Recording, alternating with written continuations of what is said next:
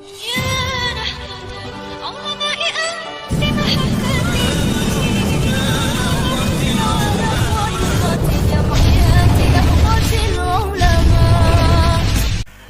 membela habaib itu adalah orang NU. Pada waktu pasca Indonesia merdeka, Bung Karno membuat satu undang-undang bahwasanya imigran Yaman termasuk Bang Alawi itu mau dipulangkan ke Yaman karena yang membawa orang Belandanya terusir. Maka antek-anteknya juga harus dipulangkan ke Yaman. Karena bangsa Bang Alwi ini dulu seluruh kapiten-kapiten yang ada di Indonesia diambil dari Bang Alwi semua. Kapiten Belanda yang ada di Cianjur, Bang Alwi. Kapiten Belanda yang ada di Kalimantan, Bang Alwi. Kapiten Belanda yang ada di Jawa Barat, Bang Alwi. Yang ada di Jawa Timur, Jawa Tengah, Bang Alwi. Makanya ketika Belandanya itu pergi, Belandanya itu hancur, maka Bung Karno mengatakan ini imigran Yaman, baik dari Bang Alwi atau Mas Syayah harus dipulangkan ke Yaman lagi. Yang membela siapa? Yang membela Kiai ulama Mbak Wahab Hasbullah yang membela. Mbak Wahab tampil, Bung Karno biarkan habaib di Indonesia membantu kita dalam pergerakan dakwah Islamnya di sini, buat pesantren, dakwah Islamnya buat majlis sholawat di sini. Akhirnya Bung Karno mengurungkan buat peraturan itu sehingga para habaib mbah-mbahnya masih tetap ada di Indonesia. Zaman sekarang justru habaibnya sangat kurang ajar, suul adab terhadap Nahdlatul Ulama, memframing kepada masyarakat, mengasumsikan terhadap NU yang tidak benar. Itu saudara-saudara kalian, itu aneh itu. Habaib dibantu oleh Nahdlatul, habaib dilindungi oleh Nahdlatul, habaib ditolong oleh Nahdlatul, tapi berani-beraninya itu habaib mengatakan NU sudah mengandung PKI, termasuk Robito Alawiyahnya, termasuk ulama-ulama habaibnya mengatakan NU sudah mengandung PKI, NU sudah mengandung yang tidak benar, NU itu sudah sesat. Sakit hati saya waktu itu. Saya bilang kapan Allah akan mengungkap, betul ungkap sekarang. Ini adalah kehendak Allah. Sampai ketika NU disebut sesat, sakit hati apa tidak? Ketika Banser katanya isinya PKI, sakit hati apa tidak? Ketika Ansor katanya isinya PKI, itu sakit apa tidak? Lalu Anda mengatakan ini bukan masalah NU. Saya tanya, lalu ini masalah apa? Bukan saya mengajari sampai melawan habaib, tapi bersikaplah tegas kepada habaib. Habaib kalau seumpama tidak bersikap tegas, Anda akan diinjak. Saudara-saudara sekalian, tahun 70 pemerintah waktu itu sudah mau orde baru, itu sebentar lagi. Pemerintah Indonesia ingin mengevaluasi ulang tentang masalah kewarganegaraan para imigran Yaman. Bahwasanya para imigran Yaman itu terlalu mudah menjadi warga negara Indonesia. Tidak sama dengan warga negara asing yang lain, sangat sulit jadi warga negara Indonesia. Tapi untuk para habaib khususnya itu gampang, asal punya KTP daftar langsung jadi warga negara Indonesia. Makanya habaib di Indonesia sudah semakin banyak. Pada waktu itu pemerintah mau menganalisa ulang supaya disamakan warga negara asing siapapun kalau di Indonesia harus melalui peraturan-peraturan yang sesuai dengan undang-undang, supaya peraturan itu dipenuhi walaupun semua kepada para habaib dan imigran Yaman harus seperti ini tahapannya untuk menjadi warga negara Indonesia, sehingga para habaib akhirnya sulit menjadi warga negara Indonesia kembali. Sing belo sapa? Sing belo sapa?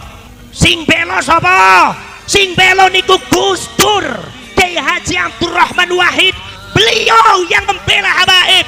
Saya usulkan kepada pemerintah dengan tegas, Gus Dur, untuk khusus masalah habaib jangan dipersulit menjadi warga negara Indonesia.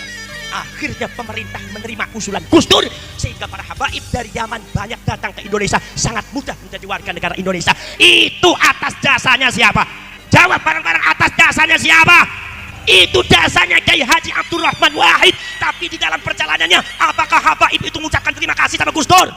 Atau menulis di dalam sejarahnya bahwa Kiai Haji Abdurrahman Wahid adalah orang yang paling berjasa terhadap keberadaan habaib ada di Indonesia? Apa mereka nulis seperti itu? Justru mereka sebaliknya, oknum habaib tega-teganya, kejam dan jahatnya mengatakan, Gus Dur buta mata, buta hati, ini dasmu yang kurang ajar. Yang membela habaib itu orang Mbah Yai Ma'ruf Amin. Pada waktu terjadi kisah yang ada di Monas, termasuk demo-demo yang dilakukan oleh Front Pembela Islam FPI, itu saudara-saudara kalian banyak dikritik oleh banyak orang, termasuk pemerintah akan menindak tegas karena dianggap sebagai jalan ajaran terorisme. Sing belo sapa? Sing belo sapa? Kalau seumpama habaibnya dianggap teroris, akhirnya nanti ditangkap semua, tapi dibela oleh Kiai NU. Sopo sing bela? Sing bela Mbah Yai Ma'ruf Amin. Waktu itu jadi ketua umum MUI. Mbak Yai Ma'ruf Amin mengatakan habaib bukan teroris. Bahkan Mbak Yai Ma'ruf Amin mengatakan mereka itu adalah para mujahidin yang ada di Indonesia. Saking beloe, pemerintah akhirnya mengerem. Sampai beberapa Kiai NU sempat salah paham dumateng Mbak Yai Ma'ruf Amin. Kenapa? Karena Mbak Yai Ma'ruf Amin kelihatannya lebih condong kepada habaib dan FPI ketika itu. Kalau tanpa Mbak Yai Ma'ruf Amin, itu habaib hancur semua itu.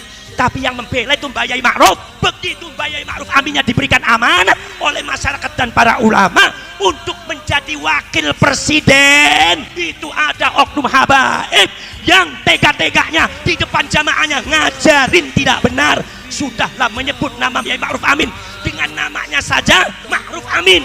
Nomor 2, disandarkan dengan binatang yang najis. Saya sebetulnya buatan peta, buatan mengah, tapi ini masyarakat harus tahu semua. Mereka menyebut Mbak Yai Ma'ruf Amin itu babi di depan jamaahnya. Ma'ruf Amin itu babi apa babi? Babi apa babi? Babi. Ma'ruf Amin babi apa babi? Itulah terima kasih kepada Mbak Yai Ma'ruf Amin. Tidak nulis di dalam catatan sejarah Mbak Yai Ma'ruf Amin itu adalah berjasa terhadap habaib. Tidak, malah menghina, mencaci maki, menginjak-injak Mbak Yai Ma'ruf Amin. Ini tidak boleh dibiarkan, harus kita lawan. Saya mau tanya kepada kalian, dibiarkan apa dilawan? Dilawan apa dibiarkan? Dilawan apa dibiarkan? Subhanallah, ini apa maksudnya habaib kayak gitu? Saya pengen tahu jawabannya. Muhibbin, apa jawabannya itu? Apa itu jawabannya? Kenapa mereka nyebut Mbak Yai Ma'ruf Amin babi? Fitnah, kata siapa fitnah? YouTube-nya dibuka ada, orangnya di sana sudah ada. Ada lagi yang mengatakan Mbak Hasyim Asy'ari, yang namanya Hasyim Asy'ari itu bukan orang alim, orang biasa-biasa saja, semprul, kurang ajarin orang. Masya Allah, model kayak gini dibela sampai kapan ente itu jadi budaknya mereka? Yang salah-salah juga dibela. Ada lagi oknum habaib yang mengatakan bahwasanya orang Indonesia itu tidak akan ngerti agama Islam tanpa Habib.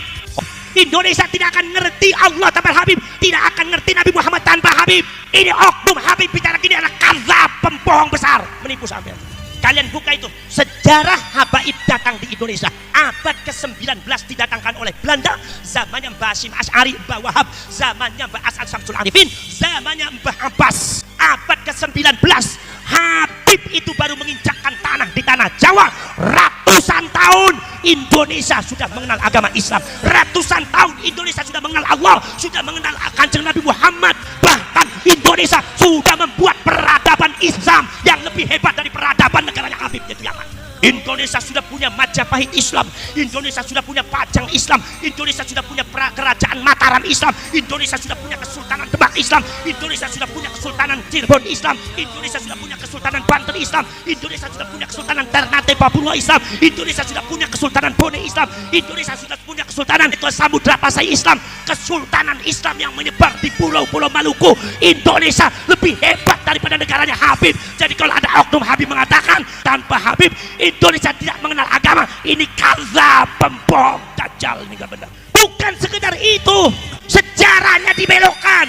Indonesia tanpa Habib gak akan merdeka. Pada waktu 10 November Mbah Hasyim Asy'ari menurunkan resolusi jihad, Panglima Besar Mbah Abbas Bunda Pesantren, seluruh rakyat Indonesia berjuang mengusir Belanda. Habaibnya mana? Semua jadi kapiten, semua jadi muftinya orang Belanda. Lalu tiba-tiba mereka mengatakan saya adalah paling berjasa di Indonesia. Pada waktu zamannya Belanda mereka jadi pekerja-pekerja Belanda, mereka jadi mufti, mereka semua jadi kapiten-kapiten Belanda. Tiba-tiba Belandanya terusir, kita merdeka. Mereka mengklaim bahwa yang paling berjasa di Indonesia adalah para habaib, kan Mbak Alwi. Ini kejahatan sejarah, gak usah percaya, itu orang gak benar. Yang memerdekakan Indonesia adalah datuk-datuk Mbah buyutnya sampean semua. Sudah itu kemudian bukan sekedar pembelokan sejarah, pengklaiman para pahlawan banyak dibaalwikan.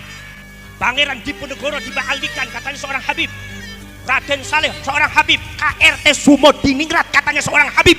Habib Hasan bin Toha bin Yahya. Anak cucune taksi wonten ngamuk-ngamuk. Mbah kula sanes Habib Hasan Gus. Makamnya dipalsukan, yang asli di Jejeran. Kula sampun mriko kali keluarga Tapton. Dipalsukan, ada di Semarang.